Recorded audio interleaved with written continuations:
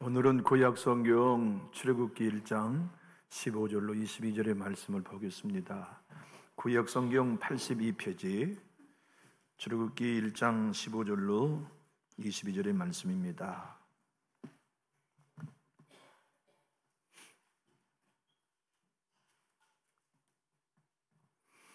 애굽 왕이 히브리 산파 시브라라 하는 사람과 부하라 하는 사람에게 말하여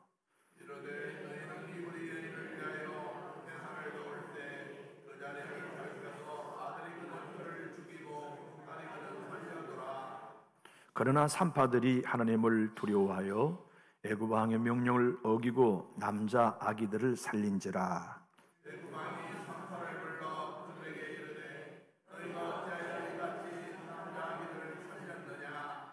산파가 바로에게 대답하되 히브리 여인은 애굽 여인과 같지 아니하고 건장하여 산파가 그들에게 이르기 전에 해산하였더이다매.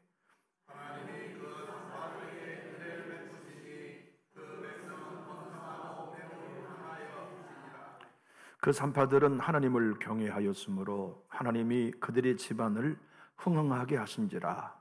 그러므로 바로가 그의 모든 백성에게 명령하여 이르되 아들이 태어나거든 너희는 그를 나일강에 던지고 딸이거든 살려두라 하였더라. 아멘.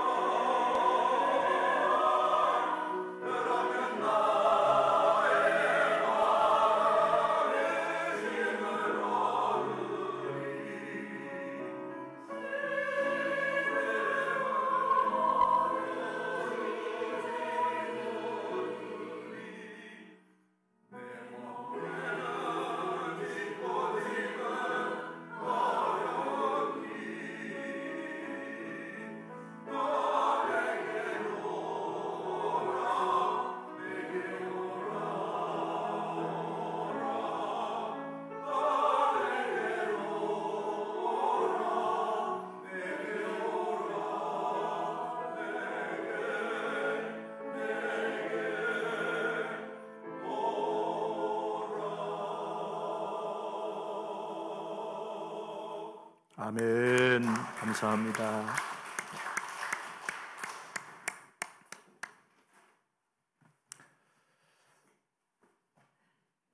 우리는 모두 다 번성하길 원해요.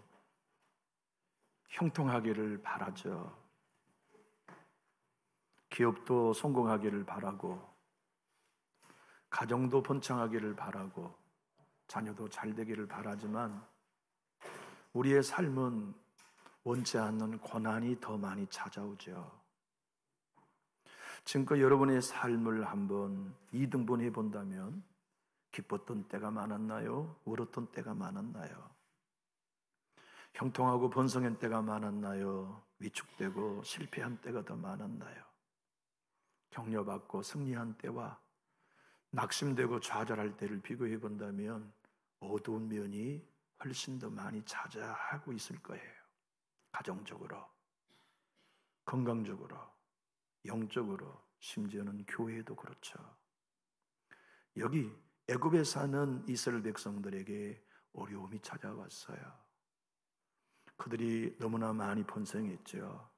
출애굽을 할 당시만 해도 20세 이상의 남자가 60만 명이었으니 아이들과 여인을 합치면 300만 원 훨씬 넘었을 거예요. 430년이라는 기간 동안 고센 땅에 이토록 이스라엘 사람이 번성하자 새 왕조의 왕 디투모스 1세라고 하죠. 새로운 왕조가 이집트의 왕권을 차지하고 요셉을 모르는 왕이 왕자리에 앉아보니까 이거 위험한 이게 지뢰네. 만약 외세가 공격해 오면 이들이 그들과 합세하여 내란을 일으킬 때 방비할 수가 없겠구나. 그래서 그가 하는 일은 인구를 조절하려고 했던 거예요. 남자들을 피곤한 노동에 몰아세우고 농산일에 힘쓰게 하고 볏짚도 주지 아니하고 벽돌을 구워 라함센과 국구성을 쌓아가는 일에 노동으로 몰아세웠어요. 그런데도 아이들이 많이 태어나요. 오늘 보면은 학대가 심할수록 이스라엘 백성들은 더욱 번성했다고 기록해 놓은 걸 보면 그게 믿음 아닌가요? 예수 믿는 사람들에게 고난 없는 사람이 어디 있을까요? 눈물 흘릴 환경이 어디 없는 가정이 있겠어요? 어떤 이는 고난으로 하나님께 멀어지지만 어떤 이는 고난으로 하나님께 더 가까이 갈 때 하나님께 가까이 가는 사람은 학대받을수록 믿음이 깊어지죠. 영성이 깊어져요. 오해받을수록, 미움받을수록, 공격받을수록, 질병이 있을수록 더 하나님께 매달려요. 주님 없이는 안 됩니다. 주님 도움 없이는 안 됩니다. 그런데 이 왕이 나중에 산화 제한이 안 된다는 걸 알고 사내 아이를 죽이기 위해 산파들에게 명령합니다. 가서 출산하는 집에 아이가 사내이면 죽여라. 여자아이면 노동력의 근원이 되니 살려주어라. 그런데도 사내 아이들이 계속 태어나 번성해진 내용이에요. 여러분, 그런데 이 본문의 말씀을 통하여 하나님께서 우리에게 일러주시는 아주 비밀한 축복이 있어요. 두 산파에게 하나님이 은혜 주셨다는 거예요. 사실 성경은요, 은혜로 시작하여 은혜로 끝나는 책입니다. 마틴 노이서 목사님은 이렇게 말합니다. 성경은 은혜로 시작하여서 은혜로 끝납니다. 우리의 삶은 은혜로 시작하여 은혜로 끝납니다. 우리의 삶은 은혜를 빼면 아무것도 남지 않습니다. 정말 복음을 알고 하나님을 알면 내 삶이 은혜로 이어왔음을 알게 돼요. 감사할 수밖에 없죠. 찬양할 수밖에 없죠. 영광 돌릴 수밖에 없어요. 다 하나님의 거저주시는 선물, 은혜이니까. 우리가 사랑받을 이유가 어디 있습니까? 구원받을 이유가 어디 있어요? 주님이 우리를 눈동자처럼 지켜야 할 이유가 도대체 어디 있을까요? 우리의 마음씀이 불신자와 지금도 다르나요? 우리가 인간관계 맺어가는 것이 절에 다니는 신자들보다 너그러운가요? 기도하고 예배한다고 하지만 우리는 불신자와 다를 것이 아무도 없는 상태인데도 불구하고 예수 안에 있는 이유 하나 때문에 은혜를 주고 계세요. 켈빈은 이렇게 얘기했죠. 우리는 자격이 있다면 지옥 갈 자격밖에는 없다. 그걸 아는 사람은 은혜에 감격해요. 내가 어쩌다가 예수 알게 됐나? 내가 어쩌다가 구원받았나? 내가 어떤 은혜를 따라 하나님의 자녀가 되고 교회의 권속이 되었나를 깨닫고 감격하게 되죠. 오늘 보면 20절 21절은 이 두 산파를 향하여 하나님이 은혜 베푸시는 사실을 증언하고 있습니다. 하나님이 그 산파들에게 은혜를 베푸시니 그 백성은 번성하고 매우 강해지니라. 그 산파들은 하나님을 경외하였으므로 하나님이 그들의 집안을 흥왕하게 하신지라. 이런 생각해 보세요. 죽음의 위기에 집안까지 흥왕하게 된 산파들의 은혜는 우리에게도 필요하지 않나요? 가정마다 그 은혜 지금 필요하지 않는 가정이 어디 있나요? 죽게 생긴 것 같고 망하게 생긴 것 같고 문 닫게 생긴 것 같은데 하나님을 경외했더니 집안을 흥왕하게 하신 은혜는 여러분 모든 가정에 지금 필요하지 않나요? 이런 은혜가 교회에 필요하지 않는 곳도 있을까요? 우리 교회에도 흥왕하게 하는 은혜가 필요하잖아요. 말씀이 흥왕해지는 은혜, 복음이 흥왕해지는 은혜, 성령이 흥왕해지는 은혜, 사랑이 흥왕해지는 은혜가 우리 교회에도 필요하죠. 그런데 그건 산파가 만들 수 있는 것도 우리가 만들 수 있는 것도 아니에요. 은혜의 주인 하나님만이 주실 수 있어요. 여기 그 집안을 어떻게 흥왕했을까요? 하나님이 흥왕하게 하신 복이 그 집에 어떻게 일어났을까요? 우린 몰라요. 성경에 일일이 다 소개하고 있지 않기 때문에. 그런데 여러분, 이 두 산파의 이름이 한 여인은 시부아, 한 여인은 부하예요. 우리 여기서 한번 질문 한번 해봅시다. 우리는 성경을 읽을 때 자주 질문해야 되거든요. 이 두 산파가 어린 아이들을 살려주었는데 애굽 사람들이었을까? 이스라엘 사람들이었을까? 오늘 본문에 단서가 있나요? 우리는 성경을 읽을 때 이 산파는 애굽 여인들이었는데 이스라엘 아이들을 살려주었다 이렇게 생각하고 미리 결정하기 쉽지만 단서는 히브리 산파였다는 걸 보면 그들은 히브리 여인이었음을 알게 돼요. 다시 말하면 그들은 동족의 아이들을 죽일 수 없었어요. 그러니까 바로의 어명을 어기고 동족의 핏덩이 생명을 받고 숨겨주었어요. 한 가정의 어린아이도 손실되지 없이 숨겨준 거죠. 그런데 시부아의 이름이 말이에요, 아름답다는 뜻이에요. 그가 태어날 때 그의 아버지가 아름다운 인생을 살라라고 이름을 지어 주었는지는 모르지만 성경은 언제나 복음적 관점에서 해석해야 하므로 시부아를 통해 모세는 태어나자마자 하나님의 은혜의 아름다움을 만난 거예요. 여러분 생각해 보세요. 이 여인들이 살려준 어린 아이 속에 모세가 있었어요. 그 여인들이 살려준 아이들 속에 대대로 제사장의 가문인 아론이 있었어요. 그 여인들이 살려준 아이들 속에 모세를 이어서 가나안 정복을 이루어야 할 여호수아도 들어있었어요. 그 백성들 안에, 그 아이들 안에 모세가 기도할 때 손이 내려가지 않도록 붙들어 주었던 홀도 있었어요. 다시 말하면 하나님의 구원의 역사, 출애굽의 역사, 인족을 가나안으로 인도해 가시는 모든 역사에 필요한 인물들은 사탄은 미리 죽이려고 했던 거예요. 그래서 이 인물들이 세상에 존재하지 아니하므로 하나님이 계획한 출애굽의 구원의 사건이 실패하도록 사탄이 공격했던 거지요. 여러분, 하나님께 가까이 나아가면 어둠의 영은 더 가까이 온다는 거 아시죠? 내가 기도의 삶을 살아가겠다고 각오해 보세요. 반드시 기도할 수 없는 환경이 생깁니다. 나는 예배의 삶을 살겠다고 결정하면 예배를 방해하는 요인들이 생겨나요. 그래서 사단은 언제나 하나님을 공격하고 하나님을 공격하는 방식으로 우리의 삶을 위협하는데 출애굽이 불가능하도록 어린아이 모세를 죽이려고 사탄은 일했던 거예요. 그런 하나님은 합력하여 선을 이루시고 그들을 하나도 버리지 아니하고 실패하지 않도록 여인들을 통하여 지켜주셨지요. 여인들이 왕에게 벌벌 떠며 아마 이렇게 보고했을 겁니다. 19절, 산파가 바로에게 대답하되 히브리 여인은 애굽 여인과 같지 아니하고 건정하여 산파가 그들에게 이르기 전에 해산하였더이다 하고 거짓 보고하죠. 얼마나 떨렸을까요? 절대 군주의 시대에 파리 목숨처럼 하나 없애는 건 아무것도 아닌 산파의 연약함을 우리 하나님이 지키시고 보호하셔서 그 여인들을 내 주님이 도리어 은혜의 밭으로 사용하셨다니 우리에게 필요한 거 아닌가요?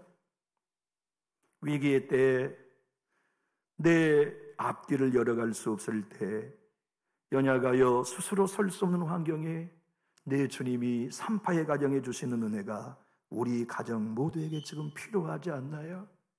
자녀들을 보세요. 기업을 보세요. 영적인 환경을 보세요. 이 은혜가 우리에게 지금 너무너무 필요해요. 17절의 말씀은 그러나 산파들이 하나님을 두려워하여 애굽 왕의 명령을 어기고 남자 아기들을 살린지라. 너무 감동돼요.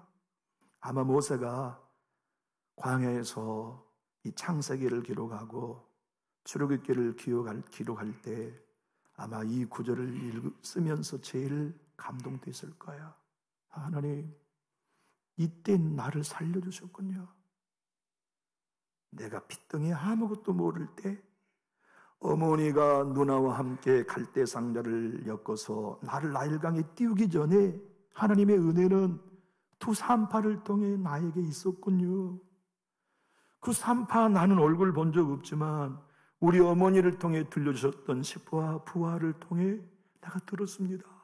하나님, 내가 오늘 이 글을 쓰고 보니까 그때 그 여인들로 인하여 하나님이 나를 살려주셨군요. 아마 모세가 이 출애굽기 1장 17절을 기록할 때 그 얘기는 자기 얘기였을 거예요.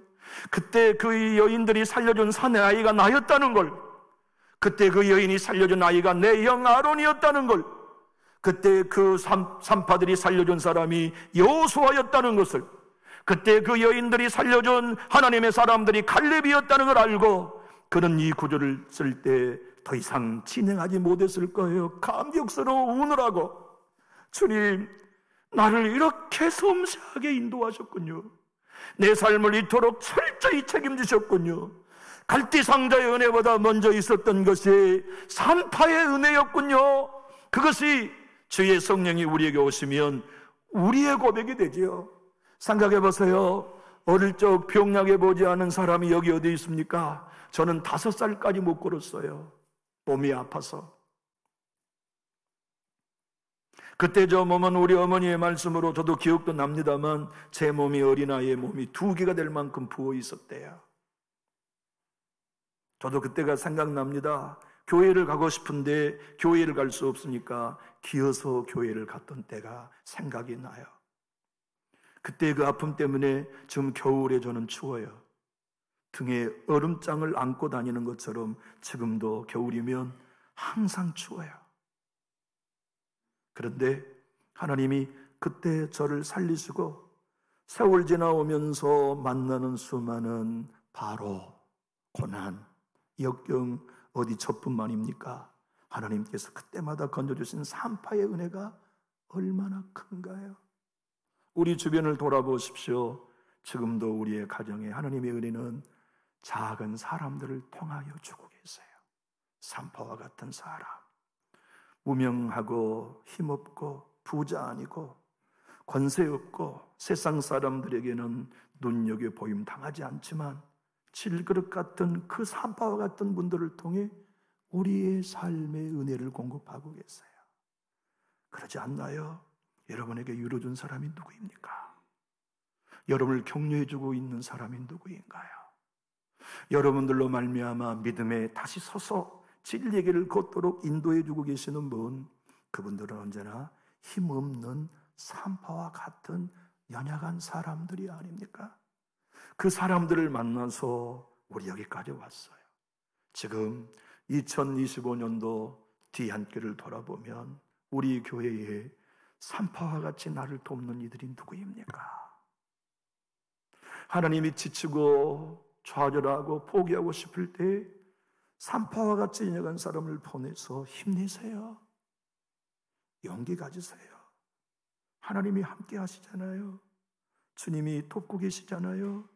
주님이 길을 열어가실 거예요. 힘내세요라고 우리를 격려해 준 사람은 돈 있는 사람들 아니잖아요. 법조계에 있는 인물들도 아니잖아요. 어쩌면 무학자들이요, 어쩌면 통장에 남은 것 없는 사람들이고, 어쩌면 세상에 아무것도 내놓을 수 없는 시부와 부와 같은 연약한 인생들이 아닙니까?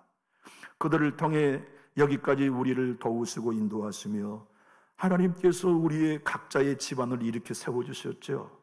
여기 이 산파들의 가정을 흥왕하게 하셨다고 하는 걸 현대의 성경은 그 집안을 이렇게 세우셨다고 번역했어요. 함께 읽어볼까요?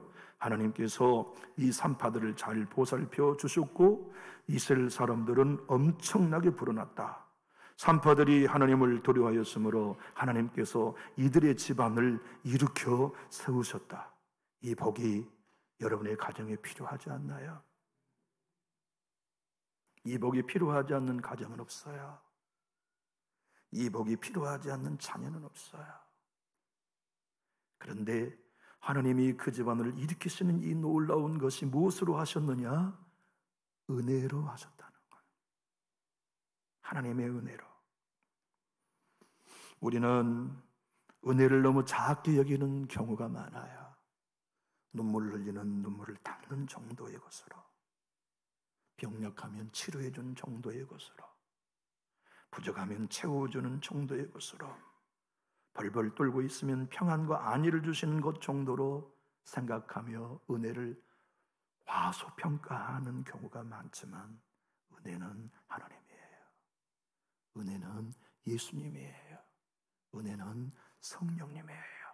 그래서 우리 가정이 은혜 받은다면 하나님 만난 거고, 예배 시간에 설교를 통해 은혜 받았다면 하나님 만난 거고, 찬양을 통하여 기도를 통해 하나님 만났다면, 하나님 은혜 받았다면 하나님 만난 거죠. 이 두 산파의 이름은 그대로 하나님의 은혜가 아름답다, 부하는 빛난다, 탁월하다, 찬란하다는 뜻이거든요. 무엇이요? 내게 베푸신 하나님의 은혜가 찬란해요. 설명 불가.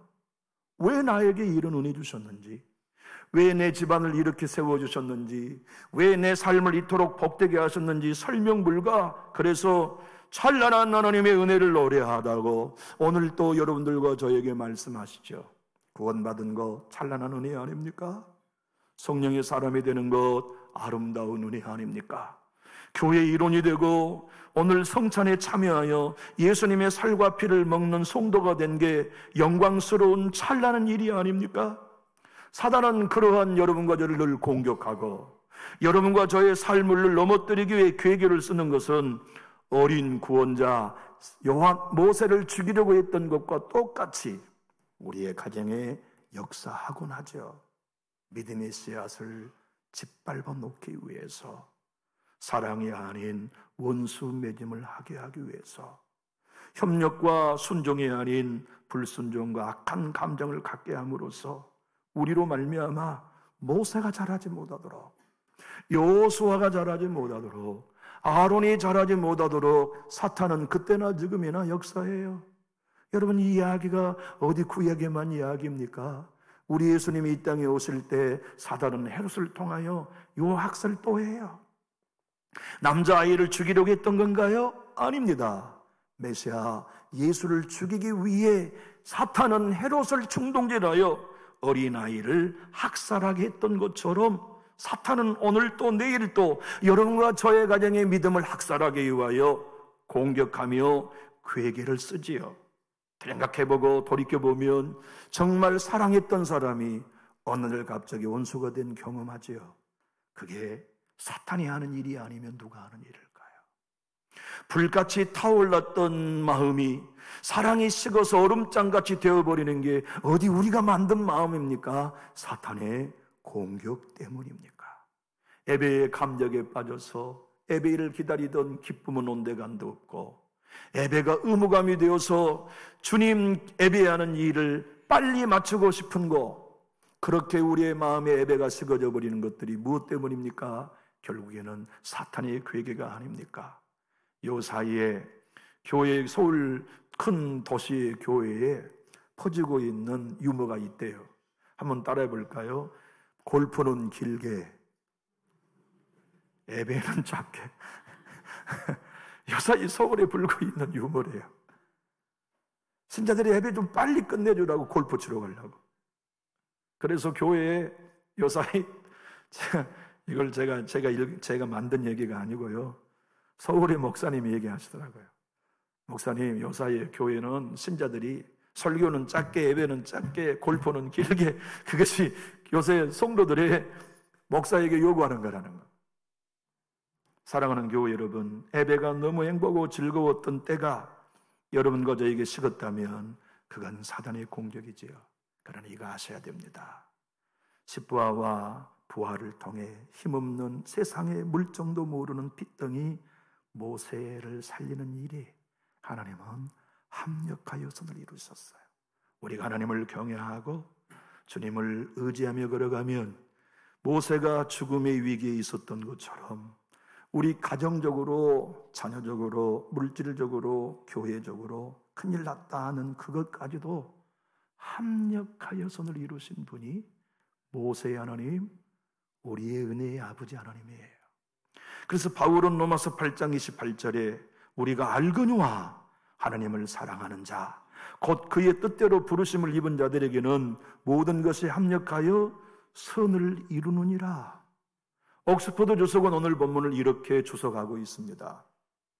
모세가 태어나자 그를 죽이기 위해 사탄은 공격했고, 그것은 구원받은 성도가 영적으로 성장하려 할 때마다 사탄이 공격하는 모델이라고 말이죠.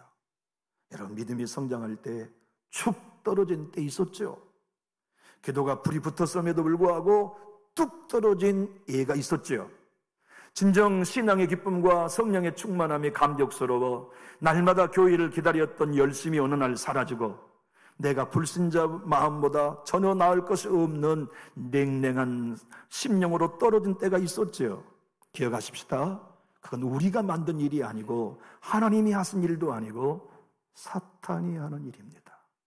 그놈이 하는 일에 동조할 필요 없지요. 그놈이 하는 일에 협력할 필요도 없어요. 아마 두 산파는 자신이 살려준 아이들 가운데 우리 민족을 출애굽을 시킬 모세가 있었다는 걸 몰랐을 거예요. 그가 어릴 때 살려준 그 모세가 출애굽을 시키는 하나님의 종으로 성장할 걸 그는 보지 못하고 죽었을 거예요. 여호와서를 그들이 살렸고 아론을 그들이 살렸고 갈렙을 그들이 살렸고 후를 그들이 살렸지만 그들이 장차 대제사장이 될 걸 몰랐을 거예요. 하나님은 아시고 힘없는 그 여인들을 통하여 하나님이 대제사장을 예비하시고 민족을 구원하는 이들을 주님께서 예비해 놓으신 은혜, 지금 우리에게 임하고 있어요.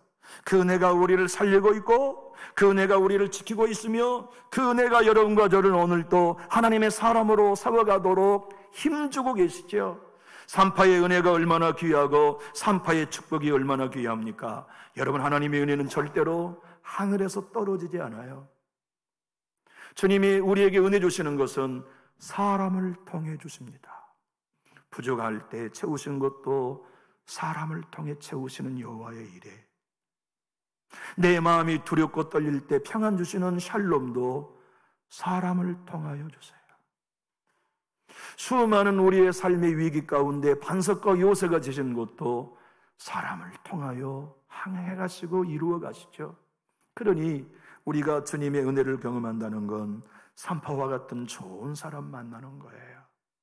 어제는 우리 정춘수 집사님의 트럭으로 국화를 그냥 빽빽히 화분으로 싣고 오셨어요. 누군가가 그 국화를 봄부터 모종하고 정성 들여 키워서 화분가리 하시고 주님의 교회에 갖다 놓고 싶으셔서 자기 집 마당이 아닌 교회에 가득 채워놓는 그 일들을 너무 고맙고 감사했어요. 제가 부탁한 적도 없어요. 오늘 우리 교회에 큰 행사가 있으니 외부인들에게 보이기 위해서 국화가 필요하다고 언질한 적도 없어요. 생각해 보세요. 그 꽃 하나하나를 키우기에 얼마나 많은 사랑을 쏟았겠어요. 보세요. 그렇게 헌신한 분들이 산파 아닌가요? 그렇게 헌신한 이들이 교회를 빛나게 하는 은혜의 도구 산파들이 아닌가요? 하나님의 교회에서 자기 이름 드러내지 아니하고 자기 열심 드러내지 아니하고 하나님의 은혜 드러내려고 하는 사람들을 봐보세요. 다 힘없는 사람들이에요. 사람들이 눈여겨보지 않는 사람들이에요. 보잘것없다고 말하는 것이 본인의 고백이고 아무것도 가진 것이 없다는 것이 본인의 신분에 대한 고백이며 나는 아무 공로 없다고 말하는 이들이 바로 산파들이 아닌가요? 그 산파들을 통해 하나님은 지금껏 나를 위로하셨고 나도 누군가에게 산파가 되어 하나님의 위로와 격려를 이루어가는 은혜의 도구가 되었다는 거 얼마나 귀하고 감사한 일입니까? 내 가정에도 힘없는 산파들 통해 위로하시며 공급하셨다면 나를 통해서 누군가에게 하나님의 은혜를 공급하는 산파의 삶을 살게 하셨다는 것이 오늘 성령을 통하여 우리에게 주시는 복음의 비밀이지요. 그러나 이거 아시나요? 진짜 우리를 돕는 힘없는 산파가 예수셨다는 것을. 이 산파들은 모세의 생명을 살려주었을 뿐이지만 나사렛 무명한 사람 산파 예수님은 우리를 위해 죽으셨어요. 그리고 우리에게 새 생명을 주셨어요. 그분은 사람들에게 모시받는 산파와 같이 별 볼 일 없는 사람이었지만 피를 주심으로 우리에게 영원한 의의를 제공하시고 부활하심으로 영원한 생명을 약속하시고 죄와 허물로 죽어있던 우리를 살려 새 사람 새 피조물로 만들어주신 분, 그분이 우리의 힘없는 사람처럼 보이는 산파 예수님이시죠. 그러므로 내 주변에 산파 힘없는 한 사람 한 사람뿐만 아니라 우리의 영원한 구원을 주신 산파 예수님으로 인하여 오늘 11월 첫 주 믿음으로 일어서는 우리 모두가 될 수 있기를 예수님 이름으로 축복합니다. 이 집안이 흥황하며 하나님이 그 집을 일으켰다는 뜻을 세운 성경은 자손이 많게 하셨다고 번역했어요. 함께 화면을 보고 함께 20절 21절을 쉬운 성경 번역본으로 읽어볼까요? 시작. 하나님께서는 산파들에게 은혜를 베풀어 주셨습니다. 이스라엘 백성은 계속해서 수가 늘어났습니다. 그리고 그들은 더 강해졌습니다. 하나님께서는 산파들이 하나님을 두려워하였으므로 그들에게도 자손을 많이 주셨습니다. 육적인 자손만 자손인가요? 장로님, 나는 장님 때문에 믿음을 갖고 성장하고 있습니다 한다면 그도 우리 영적 자손 아닌가요? 권사님, 나는 권사님 보고 기도를 배워요. 권사님을 보고 헌신을 배워야 하고 한다면 그들이 우리의 자손 아닌가요? 우리 주일학교의 학생들이 우리의 자손 아닌가요? 학생들이 우리 자손 아닌가요? 시편 115편의 저자는 누군지 몰라요. 아마 다윗이겠죠. 그 시편의 115편 저자는 12절로 13절에 하나님을 경외한 자의 복을 이렇게 설명했었습니다. 여호와께서 우리를 생각하사 복을 주시되 이스라엘 집에도 복을 주시고 아론의 집에도 복을 주시며 높은 사람이나 낮은 사람을 막론하고 여호와를 경외하는 자들에게 복을 주시리로다. 여러분 가정 이 복 받으시기를 축복합니다. 하나님 경외하고 사람 두려워하지 않는 산파들처럼. 내가 하는 작은 섬김이 무슨 일이겠느냐라고 가치 없게 여기지 아니하고 하나님, 그것이 못에 살리는 지도자의 길을 살려내는 축복이었군요. 내가 하는 작은 섬김이 우리 교회 하나님 나라 세우는 일이었군요. 주님 경외합니다. 하나님 경외합니다. 하나님, 주님의 은혜 없이는 나는 안 됩니다. 우리 가정, 우리 교회는 안 됩니다. 무능한 나에게 은혜로우시옵소서. 그리고 교회도 가정도 이렇게 세워주시옵소서. 이 은혜 받는 우리 모두의 11월과 한 해의 마감이 될 수 있기를 예수님 이름으로 축복합니다. 기도하겠습니다.